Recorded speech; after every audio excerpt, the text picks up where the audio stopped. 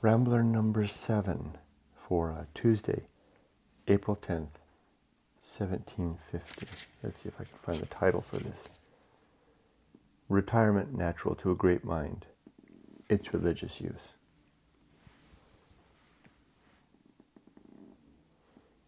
O thou whose power over moving worlds presides, whose voice created and whose wisdom guides, on darkling man in pure effulgence shine, and cheer the clouded mind with light divine. 'Tis thine alone to calm the pious breast with silent confidence and holy rest. From thee, great God, we spring, to thee we tend, path, motive, guide, original, and end. The love of retirement has, in all ages, adhered closely to those minds which have been most enlarged by knowledge, or elevated by genius. Those who enjoyed everything generally supposed to confer happiness have been forced to seek its shades of privacy. Though they possessed both power and riches, and were therefore surrounded by men who considered it as their chief interest to remove from them everything that might offend their ease or interrupt their pleasure, they have soon felt the languors of satiety, and found themselves unable to pursue the race of life without frequent respirations of intermediate solitude. To produce this disposition, nothing appears requisite but quick sensibility and active imagination. For though not devoted to virtue or science, the man whose faculties enable him to make ready comparisons of the present with the past will find such a constant recurrence of the same pleasures and troubles, the same expectations and disappointments, that he will gladly snatch an hour of retreat, to let his thoughts expatiate at large, and seek for that variety in his own ideas, which the object of sense cannot afford him. Nor will greatness or abundance exempt him from the importunities of this desire, since, if he is born to think, he cannot restrain himself from 1,000 inquiries and speculations, which he must pursue by his own reason, and which the splendor of his condition can only hinder. For those who are most exalted above dependence or control are yet condemned to pay so large a tribute for their time to custom, ceremony, and popularity, that, according to the Greek proverb, no man in the house is more a slave than the master. When a king asked Euclid, the mathematician, whether he could not explain his art to him in a more compendious manner, he was answered that there was no royal way to geometry. Other things may be seized by might or purchased with money, but knowledge is to be gained only by study, and study to be prosecuted only in retirement.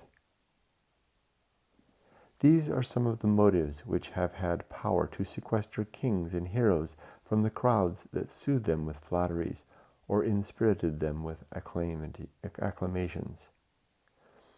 But their efficacy seems confined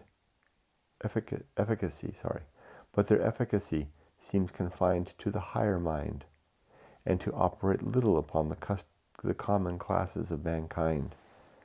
To those conceptions the present assemblage of things is adequate, and who seldom range beyond those entertainments and vexations which solicit their attention by pressing on their senses. But there is an universal reason for some stated intervals of solitude, which the institutions of the Church call upon me now especially to mention. A reason which extends as wide as moral duty, or the hopes of divine favor in a future state, and which ought to influence all ranks of life and all degrees of intellect, since none can imagine themselves not comprehended in its obligations. but such as determination to set their Maker at defiance by obstinate wickedness, or whose enthusiastic security of his approbation places them above external ordinances and all human means of improvement.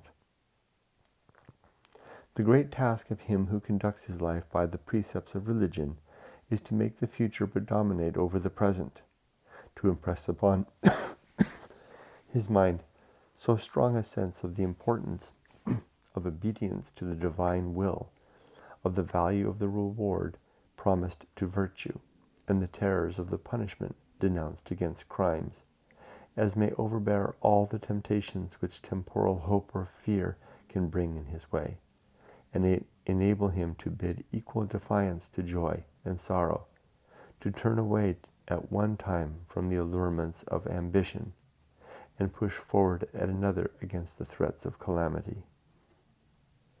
It is not without reason that the Apostle represents our passage through this stage of our existence by images drawn from the alarms and solicitude of a military life. For we are placed in such a state that almost everything about us conspires against our chief interest. We are in danger from whatever can get possession of our thoughts. All that can excite in us either pain or pleasure has a tendency to obstruct the way that leads to happiness, and either to turn us aside or retard our progress. Our senses, our appetites, and our passions are our lawful and faithful guides in most things that relate solely to this life, and therefore, by the hourly necessity of consulting them, we gradually sink into an implicit submission and habitual confidence. Every act of compliance with their motions facilitates a second compliance. Every new step towards depravity is made with less reluctance than the former, and thus the descent into life, merely sensual, is perpetually accelerated. The senses have not only the advantage over conscience, which things necessary must always have over things chosen, but they have likewise a kind of prescription in their favor. We feared pain much earlier than we apprehended guilt, and were delighted with the sensations of pleasure before we had capacities to be charmed with the beauties of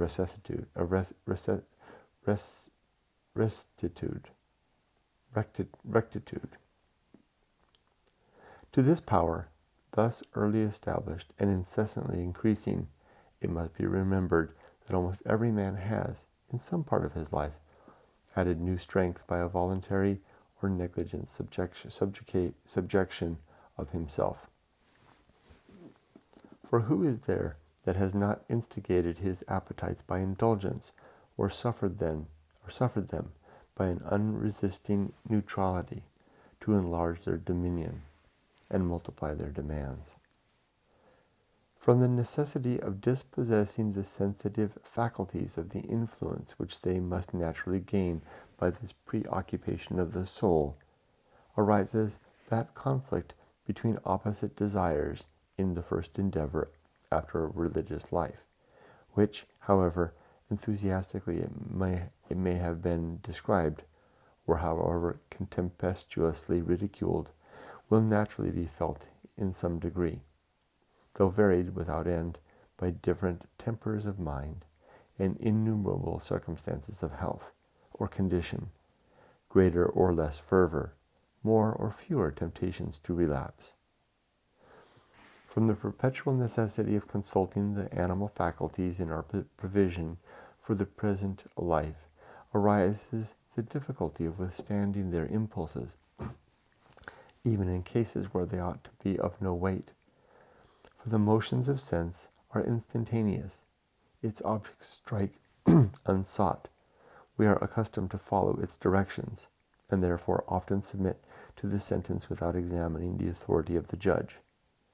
Thus it appears upon a philosophical estimation that, supposing the mind at any certain time in an equipoise between the pleasures of this life and the hopes of futurity, present objects falling more frequently into the scale would in time preponderate, and that our regard for the inevitable state would grow every moment weaker, till at last it would lose all its activity and become absolutely without effect. To prevent this dreadful event, the balance is put into our own hands, and we have power to transfer the weight to either side. The motives to a life of holiness are infinite, not less than the favor or anger of omnipotence, not less than eternity of happiness or misery. But these can only influence our conduct as they gain our attention, which the business or diversions of the world are always calling off by contrary attractions. The great art, therefore, of piety, and the end for which all the rites of religion seem to be instituted, is the perpetual renovation of the motives to virtue, by a voluntary employment of our mind in the contemplation of its excellence, its importance, and its necessity, which in proportion as they are more frequently and more willingly resolved, gain a more forceful and permanent influence, till in time they become the reigning ideas, the standing principles of action, and the test by which everything proposed to the judgment is rejected or approved.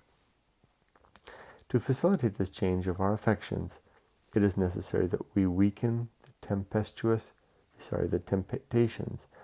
of the world by retiring at certain seasons from it, for its influence arising only from its presence is much lessened when it becomes the object of solitary meditation. A constant residence amidst noise and pleasure inevitably obliterates the impressions of piety, and a frequent abstraction of ourselves into a state where this life, like the next, operates only upon the reason, will reinstate religion in its just authority, even without those irradiations from above, the hope of which I have no intention to withdraw from the sincere and the diligent. This is that conquest of the world and of ourselves, which has been always considered as the perfection of human nature, and this is only to be obtained by fervent prayer, steady resolutions, and frequent retirement from folly and vanity, from the cares of avarice and the joys of intemperance, from the luring sounds of deceitful flattery and the tempting sight of prosperous wickedness. Seems a very strong call to the benefits of finding our way away from the distractions and temptations, for Jonathan, the sins maybe of the world, to retire and to have a chance for our minds to come better. There was a lot in there. I won't pretend I understood it all, but I get his admonition to retire away from time to time, something I would like to do more often myself. Thanks for joining me. Take care.